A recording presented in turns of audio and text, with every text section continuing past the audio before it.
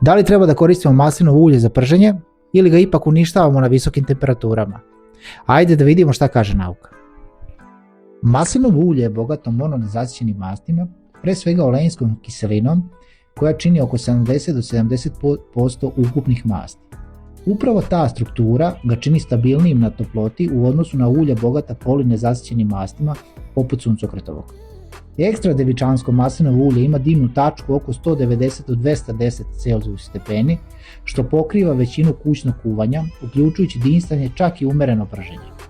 Pored masnih kiselina sadrži i polifenole, antioksidanse, koji dodatno štite ulje od oksidacije tokom zagrevanja.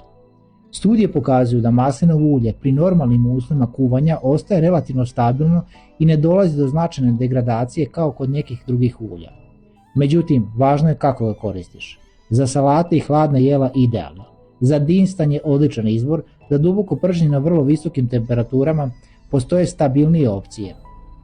Dakle, maslinovo ulje nije samo za salatu, može se koristiti i u termičkoj obradi, ali bez pregrevanja.